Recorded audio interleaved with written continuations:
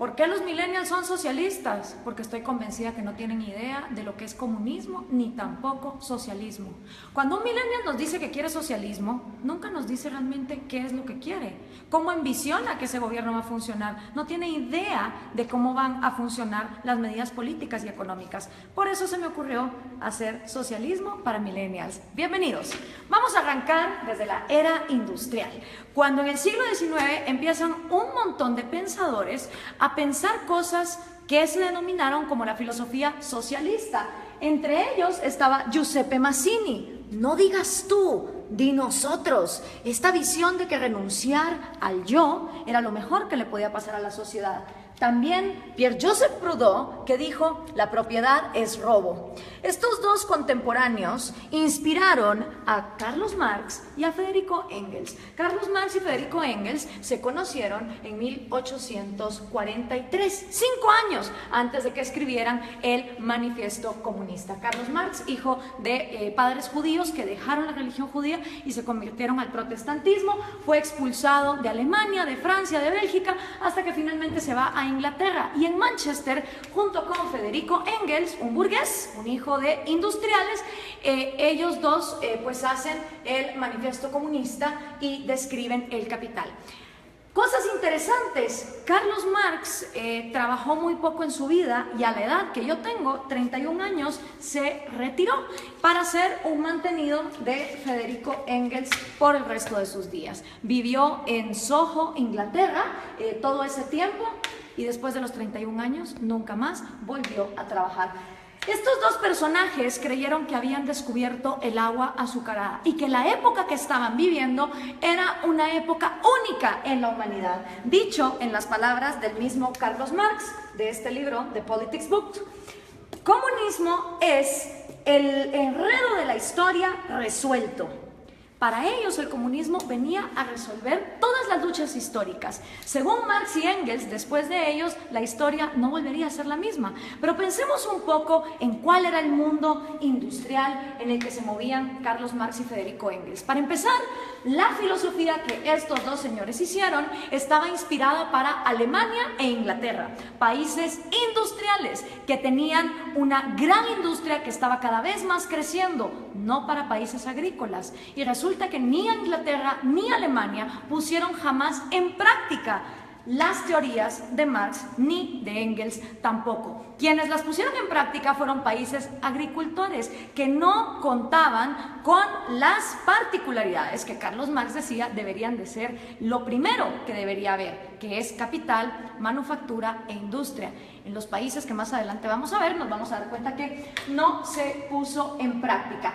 Además de esto, pensemos un poco en el mundo de estos dos señores.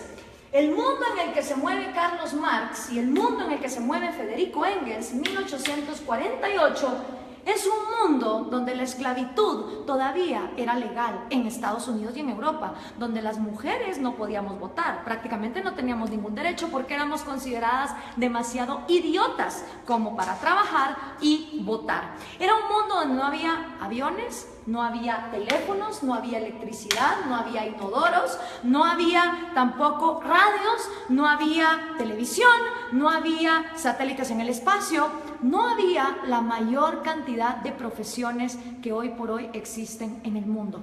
Era otro mundo. Era una época donde estos dos hombres tuvieron la arrogancia de decir, de aquí para adelante la historia ya nunca va a cambiar. Ellos no tomaron en cuenta los avances tecnológicos, pensaron que la industria y esa época de los miserables iba a quedarse ahí para siempre. ¿Y en qué se basa esta crítica que estamos haciendo del comunismo? Pues se basa en la crítica al proyecto de Gotha, escrito por Carlos Marx, El Capital, también escrito por Carlos Marx en 3 tomos, que por cierto el segundo tomo se imprimió luego de que Marx haya muerto, él ni siquiera lo había publicado, y por supuesto el Manifiesto Comunista. Vamos a ver entonces, el Manifiesto Comunista se basa en 2 fases. Esta es la primera fase que tiene 10 puntos. Ustedes vayan viendo si estos 10 puntos son lo que los millennials defienden cuando dicen que son socialistas. Vamos a ver, millennials, vamos a ponerlos a prueba. El primer punto de la fase 1 del Manifiesto Comunista es la abolición de la propiedad privada. Expropiaciones, que son todavía cosa de todos los días en América Latina, no son ajenas a ninguno de ustedes. El segundo puesto es impuestos fuertemente progresivos. Esta idea de que los más productivos de la sociedad sostengan más al Estado, porque del Estado vivimos todos. Entonces, mientras más paguen los más ricos, se supone que el Estado va a ser más justo y más fuerte, y para nada tiene que ver que eso desincentive a la gente a ser mejor. El tercero es abolición del derecho a herencias. Interesante, porque Rafael Correa quiso hacer también una ley de herencias bastante draconiana, donde se quería quedar con un montón de las herencias. El cuarto es confiscar la propiedad a emigrantes. Interesante que lo primero que hacen los regímenes socialistas y comunistas es no dejar que venga inversión extranjera, porque supuestamente en el himno socialista todos los obreros se van a agarrar de las manos, pero para lo que se trata de comercio todos somos enemigos. El quinto es centralización del crédito, que solo podías endeudarte con el Estado. La sexta es centralización de los medios de comunicación y transporte. ¿Les suena familiar? Prácticamente en toda América Latina, los regímenes del socialismo del siglo XXI han acaparado los medios. Expansión de empresas estatales. El Estado lo puede hacer todo mejor, porque el Estado es más inteligente que todos los individuos en sociedad. Distribución igualitaria del trabajo, que trabajen igual los más capaces que los menos capaces, los más talentosos que los menos talentosos. Combinar agricultura con industrias manufactureras. Y por último, educación gratis, y esto va a escandalizar un montón a los progres. Carlos Marx estaba a favor del trabajo infantil. Sí, señoras y señores, para Carlos Marx la educación debía ser gratis. Mentira, nada es gratis, todo lo paga alguien, pero como el Estado lo iba a expropiar todo, la educación entonces sería gratuita para que fuera combinada con producción industrial, es decir, que los niños desde que están estudiando trabajaran. Así que memorícense bien esta fase 1, porque esta fase 1 es la que han implementado todos los países que han tratado de llevar a cabo la agenda marxista. ¿Les suenan familiares estos 10 pasos? Siguen vivos, a pesar de que el mundo de Carlos Marx era un mundo en 1848, estos 10 pasos se siguen dando en América Latina. Esta fase 1 para Carlos Marx es la fase socialista. Cuando se completen estos 10 pasos es cuando entonces uno está viviendo en socialismo, pero aún no se ha llegado al comunismo.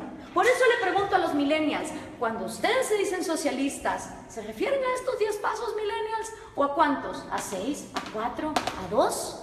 ¿A cuántos de estos pasos es a los que ustedes se refieren cuando se llaman socialistas?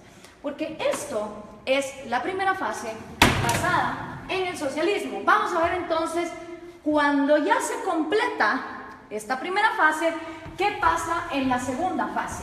Entonces viene ya la fase 2, donde viene la nueva sociedad y el nuevo hombre. Según Carlos Marx, cuando estos 10 pasos se completan, automáticamente va a surgir un nuevo hombre, un hombre iluminado, un hombre que ya no va a pensar en sí mismo, que todo se lo va a deber a su sociedad. En este nuevo mundo, que es la fase 2, la que Marx llama comunismo, ¿sí? Esta ya es la fase del comunismo. Con el nuevo hombre ya no existen dos cosas. No existe el Estado, es decir, se abolió el gobierno, ni tampoco existe el dinero, ni tampoco existe la propiedad privada. Estas tres cosas son las que dejan de existir en la fase 2, que es la fase del comunismo, con un nuevo hombre, un hombre iluminado, un hombre que ya no piensa en sí mismo. Marx nunca dijo cómo en el cerebrito de este hombre iban a dejar de existir sueños propios, necesidades propias, anhelos, talentos. Él nunca lo explicó. Para él, de manera mágica, después de que la fase 1 fuera completada, se pasaba automáticamente a la fase 2, donde este hombre nuevo iba a trabajar a la par de hombres más mediocres y menos talentosos, pero siempre recibiendo lo mismo. ¿Y cómo iba a funcionar la distribución de productos. Bueno, pues iba a haber un gran almacén y en este almacén la comunidad, ya sin Estado, ya sin gobierno, ya sin dinero, te iba a proveer a ti de todos los productos y servicios que tú ibas a necesitar. Entonces todas las personas, no importa sus talentos, iban a llegar a intercambiar. Si por ejemplo producían yesos, pues un yeso por 1 kilo de arroz. Y decía Marx que suponiendo que este hombre, en lugar de producir un yeso, hubiera producido 3 y este solo hubiera producido 2, en esta segunda fase, este hombre que produjo 3 yesos, no le iba a importar recibir también 1 libra de arroz para compararse con este. Según Marx, iba a llegar un momento donde el más talentoso y el que más trabajaba no le iba a importar recibir igual que el que trabajaba menos y el que era más mediocre. Ahora veamos, ¿se cumplió esta fase 2? ¿O qué es lo que ha pasado en la historia de la humanidad con la gente que ha llevado a cabo la agenda marxista? Bueno, pues los primeros que trataron de llevar a cabo la agenda marxista fueron Trotsky, Stalin y Lenin. 70 años después del manifiesto comunista, ellos son los primeros en poner en práctica la teoría marxista, cuando en 1918 deciden cortarle la cabeza a los sanguinarios explotadores, y de verdad que lo eran, de la dinastía Romanov, que era la monarquía que imperaba en Rusia. 2 errores. Primero, Marx escribe una teoría para Inglaterra y Alemania, que su problema no era, digamos, el de una monarquía que incentivara la agricultura, sino que eran países industriales. Rusia era feudal, bastante feudal. Estas 3 personas entonces ponen los primeros 10 pasos de Carlos Marx en marcha y llegaron a la fase 2, llegaron a este gran almacén.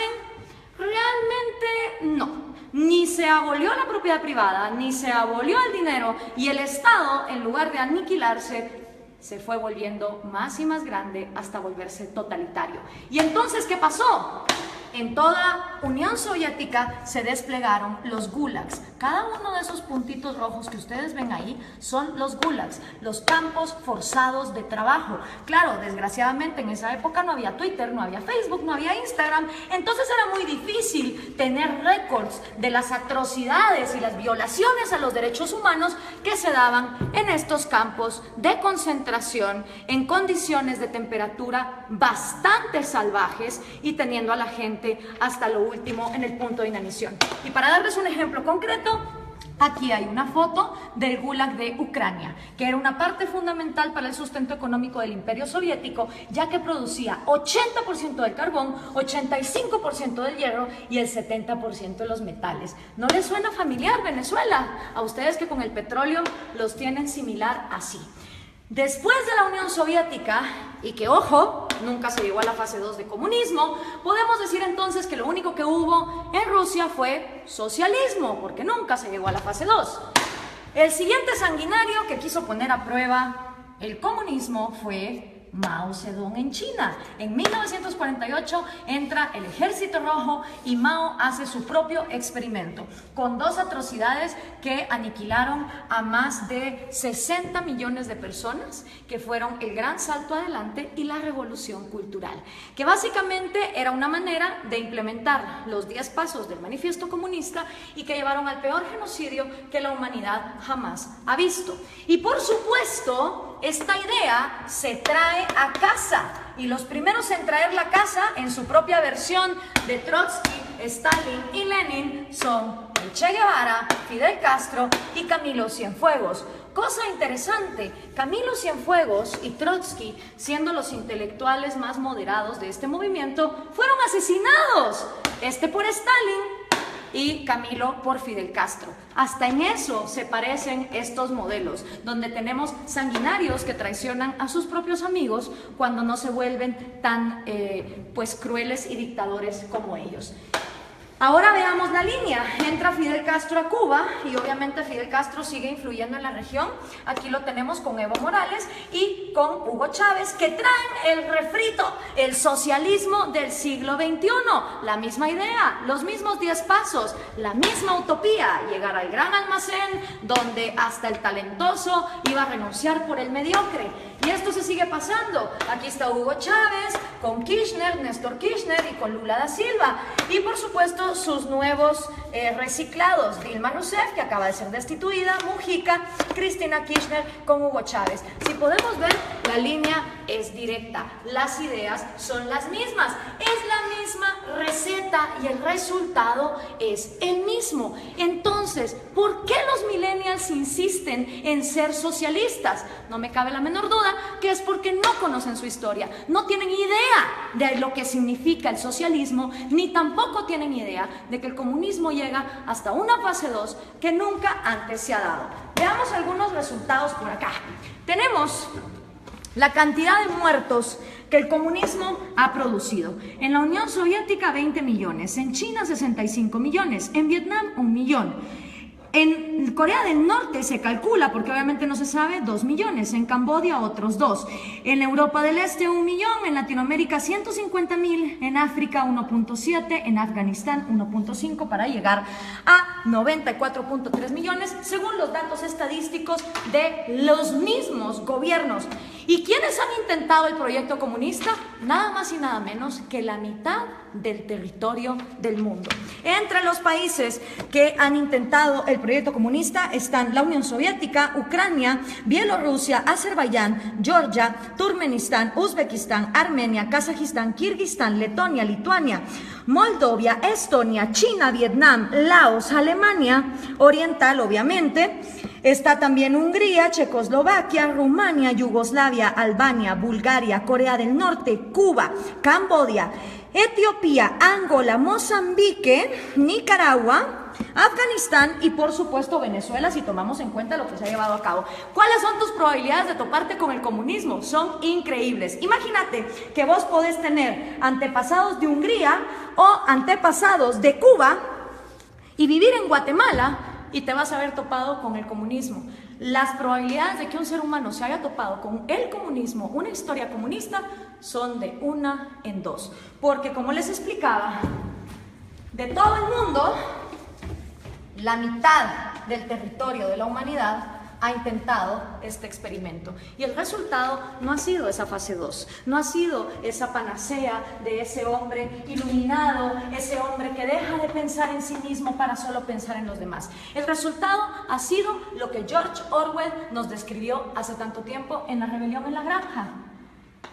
Los humanos en el poder se vuelven los cerdos y para los cerdos hay todo, mientras que para el resto de animales no hay nada. En lugar de llegar a la fase 2, se llega a un lugar donde la burguesía son los nuevos, ya sean los Stalin, ya sean los Mao, ya sean los Castro, ya sean los Morales o los Chávez. Solo ellos se vuelven la burguesía, solo ellos se vuelven la élite, a costa de que todos los demás estén bien jodidos. Pero, ¿dónde se ha vivido comunismo? ¿Dónde ha habido igualdad? Pues miren, un lugar en el planeta donde hubo igualdad de miseria fue en los campos de concentración de Alemania. Porque ahí, como ustedes se pueden dar cuenta, todos eran iguales de miserables. Obviamente ahí no había propiedad privada, no había dinero, era la panacea. Y Viktor Frankl, que no se lo contaron, él lo vivió, él estuvo en un campo de concentración, uno de los psicólogos más reconocidos del siglo XX, hizo un llamado muy interesante. Everything can be taken from a man. Cualquier cosa puede ser tomada de un hombre, excepto por una. La última de las libertades del hombre. Exigir la actitud que uno va a tener en cualquier set de circunstancias para escoger uno su propio destino. Quiero hacer énfasis en esta frase porque lo que está aquí diciendo Viktor Frankl es que la mayor libertad del hombre reside que aunque esté en estas condiciones, uno va a decidir con qué actitud va a enfrentarse a la vida. Pero ¿qué podía saber Carlos Marx de estas cosas? Regresemos a 1848, ni siquiera Freud, con su psicoanálisis, que ya está bastante desprestigiado, había empezado sus estudios. Tampoco Darwin. Se creía que la histeria de las mujeres se podía quitar con electroshock. La psicología estaba en pañales. ¿Qué sabía Carlos Marx del cerebro humano? ¿Qué podía saber Carlos Marx acerca de un hombre nuevo que tuviera en su cerebro la capacidad de dejar de pensar en sí mismo? Hablemos entonces de sus predicciones, que fueron completamente nefastas. La primera predicción de Marx: va a haber más países comunistas que no comunistas. No se cumplió. Hoy hay más países excomunistas que actualmente comunistas. La segunda predicción de Marx: la máquina va a acabar con el proletario y el proletario va a vivir en la miseria. Tampoco se cumplió. Hoy por hoy, en el siglo XXI, existen muchas más profesiones y muchos más puestos de trabajo, tomando en cuenta que las mujeres ya podemos votar y ya podemos trabajar, que las que existían en su época, con lo cual su segunda predicción tampoco se cumplió. Hoy por hoy, de cada 7 personas vivas, 6 ya no viven con $1 al día, como era en la época de Marx, donde había mayor pobreza igualitaria. Y otra también de las predicciones de Marx es que el comunismo, en donde fuera implementado, iba a pasar a la fase 2. Y esa tampoco se cumplió. Ninguno de los experimentos comunistas han llegado jamás a la fase 2. Nunca abolen ni la propiedad privada para los gobernantes, obviamente para todos los demás sí. Nunca se abole tampoco el dinero, ni mucho menos la propiedad privada. Pero aparte de Viktor Frankl, que escribió ese excelente libro de El hombre en busca del sentido, hoy por hoy tenemos excelentes referentes de la psicología evolutiva y la neurociencia que nos pueden explicar cómo de hecho nuestro cerebro no está diseñado para el comunismo. Uno de ellos es David Boss. Él es PhD, profesor de Harvard, de la Universidad de Michigan, de la Universidad de Texas, y ha escrito 7 libros de psicología evolutiva, incluyendo este. No son personas que te lo digan por fe, como te lo dijo Marx, y que solo lo dejó escrito cómo iba a ser ese cambio en la psicología humana. Son personas que han estudiado la evolución, la genética de la vida, y que entienden cómo funciona el cerebro humano. Y una de las frases de David Boss es: no existe un agente autónomo con intereses llamado sociedad. Esto es una imposibilidad lógica. Sociedad como tal no piensa, no come, no llora, no tiene intereses. La sociedad no es más que el cúmulo de cada individuo. Y somos los individuos y nuestros derechos fundamentales los que realmente existimos en la realidad. Una sociedad de individuos pensantes, libres, funcionales, es una sociedad que avanza. Una sociedad donde todos los individuos se igualan hasta la miseria sin libertad, es una sociedad que no avanza hacia ningún lado. La sociedad como ente no se mueve. Los que se mueven son individuos. Y si algo le interesa a una sociedad que funciona como una célula, es que cada una de sus partes tenga vida, tenga propiedad privada y tenga libertad, como sus 3 derechos fundamentales. Pero si eso no fuera poco, Steven Pinker, que también es un PhD, él se ha ganado el premio de la Academia Nacional de Ciencias a la mejor investigación en Inglaterra en 1993. También se ha ganado el premio de la Sociedad Cognitiva de la Neurociencia en el 2010 y ha sido 2 veces finalista del premio Pulitzer. Escribió el libro ¿Cómo funciona nuestra mente? Y una de las frases de Steven Pinker es: el mejor argumento contra el totalitarismo es reconocer una naturaleza humana universal, que todos los seres humanos tenemos un deseo innato por la vida, la libertad y la búsqueda de la felicidad. ¿Qué quiere decir esta frase? Que todas las personas, nazcamos donde nazcamos, en el país en el que nazcamos, en la cultura en que nazcamos, traemos 3 deseos innatos: el amor por nuestra vida, el amor por nuestra libertad y el amor por la propia búsqueda de la felicidad. ¿Qué significa eso? Que ustedes, si quieren buscar su felicidad, emprenden su propia vida como les diera la gana. Ahora, todos estos conocimientos de neurociencia que tienen David Boss o Steven Pinker, obviamente Carlos Marx no lo sabía, porque la psicología y la neurociencia no se habían desarrollado, no habíamos avanzado en la ciencia como para descubrir el ADN, el otro gran error de Marx. Él pensó que en su época ya se había descubierto todo, y no era así. Entonces, al tener estos conocimientos, es inaudito, es inexplicable que los millennials sigan siendo socialistas. La única manera en que me lo explico es que los millennials no tienen ni idea de lo que es socialismo, ni mucho menos comunismo. Y yo, que también soy millennial, pero de la primera generación, de esos que todavía vimos los cassettes y que sabemos cómo funcionan, tenía 5 años cuando cayó el muro de Berlín. Y me acuerdo como que fuera ayer de ver a esas personas celebrando y preguntarle a mi papá, ¿qué se está celebrando ahí? Me dijo, ahí se está celebrando que tenían a una población dividida a la mitad porque de un lado querían salir y no los dejaban. Si una idea es tan buena, no puede ser obligada hacia una cierta población. Y en todo lo que hemos visto aquí, lo único que hemos visto es obligación, hemos visto miseria, hemos visto genocidio. En la libertad no hay garantías. Yo no estoy aquí vendiendo una utopía ni una panacea. En la libertad hay riesgos y puedes perder como puedes ganar. En la libertad también existe la libertad de no participar en el mercado. En un país que vive en libertad, si hay un grupo de personas que quieren vivir como hippies e irse a una montaña y no ser parte del mercado y no tener propiedad privada, son libres de hacerlo. En un país comunista, si uno intenta meter una zona franca de libre comercio en alguno de sus puntos, va a parar a la cárcel o va a parar desaparecido. Esa es la diferencia entre vivir en un lugar donde se garantice la libertad y donde no se garantice.